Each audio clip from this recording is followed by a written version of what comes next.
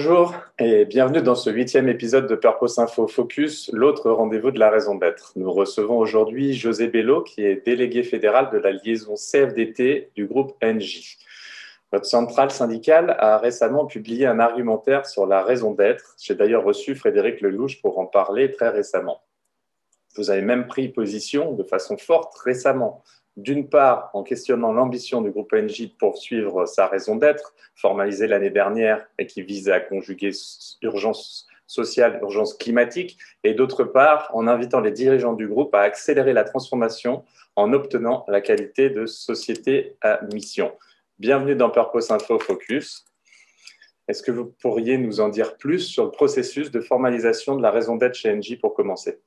Bonjour, tout d'abord merci à vous de nous recevoir et au nom de toute l'équipe CFDT d'Engie qui est à mes côtés et qui, comme vous l'évoquez, a mis sur la table cette demande forte de la CFDT de transformer la raison d'être en entreprise à mission assez rapidement, parce qu'il y a deux éléments clés. C'est un, les évolutions sociétales, climatiques et les enjeux sociaux qui nous poussent à dire que c'est le moment de basculer vers une entreprise à mission. Et deux, il y a la transformation du groupe aujourd'hui qui est d'une ampleur inédite, qui va percuter 78 000 salariés d'un côté et 78 000 de l'autre. Et pour nous, il est important effectivement de tout de suite effectuer cette bascule pour que l'ensemble des parties prenantes s'engagent dans cette nouvelle dynamique.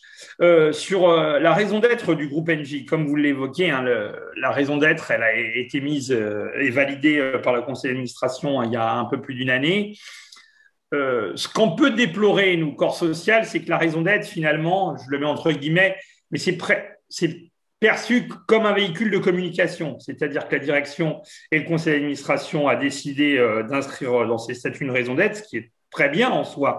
Mais on voit bien que l'ensemble des parties prenantes, finalement, n'a pas été acteur du système. On a été plutôt accompagnateur et on a suivi au fil de l'eau l'inscription de cette raison d'être qui reprend, si vous la regardez bien, effectivement, et on a une entreprise énergétique, donc des préoccupations climatiques importantes, d'ailleurs qu'on a mis en exergue aussi, nous, sur les sorties du charbon, mais également des enjeux économiques. Et c'est vrai que toute la partie sociale ou sociétale, nous, on trouve qu'elle est à date absente du système, et c'est pour ça aussi qu'on pousse très fort pour maintenant, comme vous le dites, passer à l'étape supérieure et s'inscrire dans l'entreprise à mission, qui, de notre point de vue, et ce qui a un peu surpris la direction, qu'on accélère assez fort sur ce sujet-là, c'est que c'est aussi une contrainte supplémentaire finalement. Là, on a un vrai tour de table avec un comité de mission qui suit les engagements.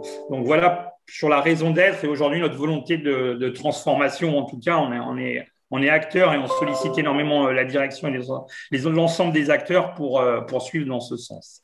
Merci beaucoup, José, pour ce témoignage. Peut-être que je vais la rappeler, la raison d'être d'Engie, à l'intention de nos spectateurs. Donc, la raison d'être d'Engie, c'est d'agir pour accélérer la transition vers une économie neutre en carbone par des solutions plus sobres en énergie et plus respectueuses de l'environnement. Cette raison d'être rassemble l'entreprise, ses salariés, ses clients et ses actionnaires et concilie performance économique et impact positif sur les personnes et la planète. L'action d'Engie s'apprécie dans sa globalité et dans la durée. Alors, la question à la relecture de cette raison d'être, c'est que visiblement, elle a été co-construite à partir de nombreuses consultations de l'ensemble des salariés. Moi, je m'étais amusé à faire une tribune dans la revue sociétale pour expliquer que la co-construction, souvent, c'était une mascarade. Et ce que vous nous disiez juste avant, c'est qu'elle n'a pas été menée vraiment de façon totalement ouverte, cette co-construction. Exactement. C'est vrai que c'est une première étape, il faut quand même le souligner. Le groupe s'est inscrit dans une première étape. Et c'est vrai que vous utilisez le mot mascarade qui est un peu fort, mais que je reprends assez aisément. Et c'est vrai que moi, je le prends en tant que véhicule de communication. Comme vous le dites, la direction générale du groupe et le conseil d'administration ont pris la décision. Et après, c'est du top-down. Ils l'ont décliné. Et moi, alors là, en toute sincérité, je pense qu'effectivement, le corps social globalement et les salariés n'ont pas été associés, ou en tout cas à la hauteur que nous, on considérerait comme être la bonne hauteur permettant d'ailleurs d'embrasser l'ensemble des parties prenantes et de les embarquer dans l'aventure. Donc voilà, ça c'est un point sur lequel je partage votre propos. Et si je reviens, vous venez d'évoquer la raison d'être, on voit bien les deux éléments. soucis environnementaux et climatiques, et très bien, et ça c'est une bonne chose, et performance économique. Et en revanche, le salarié, la femme et l'homme au cœur de tout ça, le social et le sociétal, on voit bien que c'est l'un des grands absents de la raison d'être. Et c'est pour ça que nous, dans la mission, on pense que c'est extrêmement important de répondre aux réalités. Parce que qu'on le veuille ou non, et comme vous l'évoquiez, on a un groupe extrêmement international et c'est une richesse pour le groupe, mais les réalités des salariés du groupe Engie au Brésil ne sont pas les mêmes qu'en France et ce n'est pas les mêmes qu'au fin fond du Portugal ou qu'au fin fond du Chili. Donc, il y a des vraies réalités, des vrais enjeux société et qu'il faut prendre en compte. Et pour nous, la mission aujourd'hui, c'est très important dans la transformation, justement pour transformer cet essai. Merci. Quand je vous écoute, j'ai l'impression de retrouver une partie des arguments qu'il y a dans l'argumentaire de la CFDT sur le fait de faire de la construction de la raison d'être un objet de dialogue social. Est-ce que vous avez contribué à titre personnel à cet argumentaire ?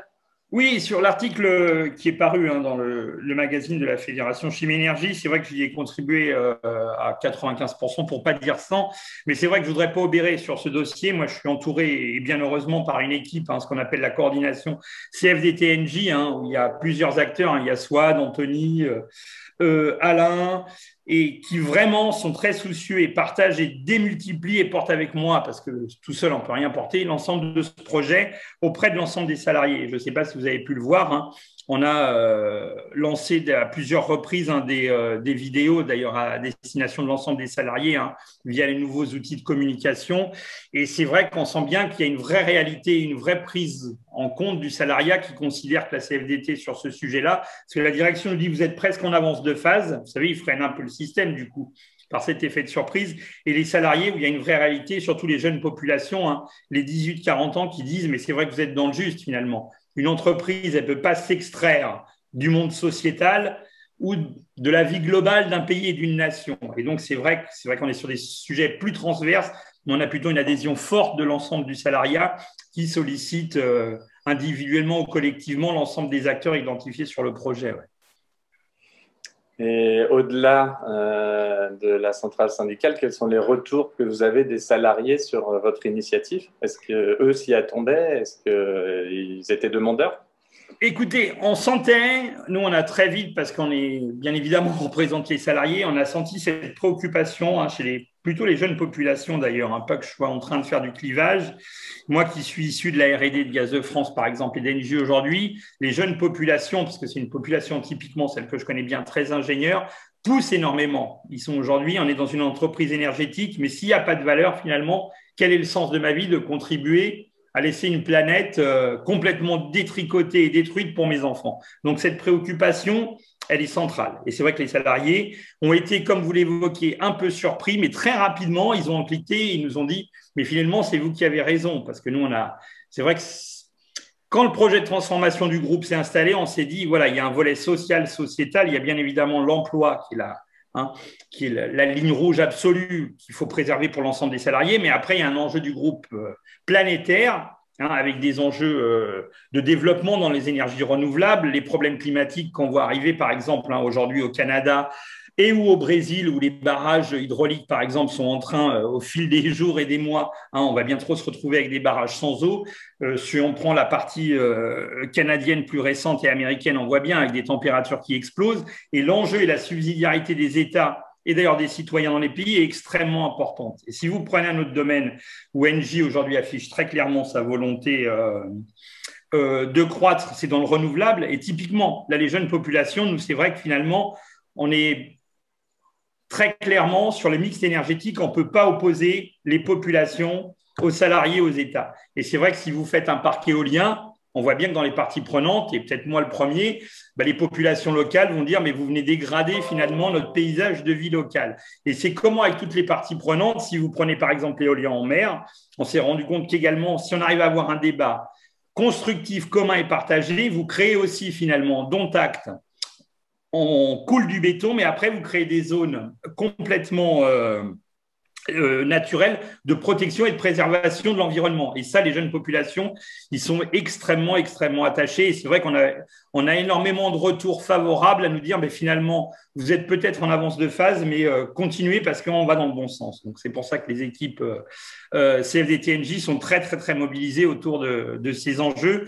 Mais c'est vrai que la direction, pour le moment, ne bouge pas beaucoup. Pour être tout à fait sincère, on sent bien un silence radio et une faible volonté, ou en tout cas à date, d'avancer sur le sujet. Mais on ne va pas désespérer, nous, on va continuer à accélérer sur le processus, en tout cas. Bah, vous pouvez leur donner mon numéro si besoin, il n'y a pas de problème. Je serais ravi d'aider les équipes d'Engie. Plus sérieusement, vous parlez de partage de pouvoir. Vous avez évoqué ce terme, partage de pouvoir, dans certaines déclarations récentes.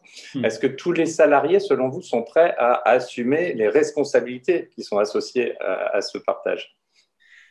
Comment vous dire? Moi, je crois, en toute sincérité, la réponse, elle est plutôt oui. Elle est même oui. Pourquoi je vous dis oui? On voit bien que le modèle franco-français de gouvernance, typiquement des conseils d'administration, par exemple, qu'on le veuille ou non, on est très différent des modèles allemands ou des modèles nordiques. Le salarié, il a quand même la sensation, finalement, vous savez, il y a une technocratie d'un très haut niveau, puis après, les éléments redescendent et on n'est pas acteur du système. Et nous, à la CFDT, c'est vrai que c'est un vieil adage. Aujourd'hui, on dit co-construction, il y en a qui nous disaient de la co-gestion.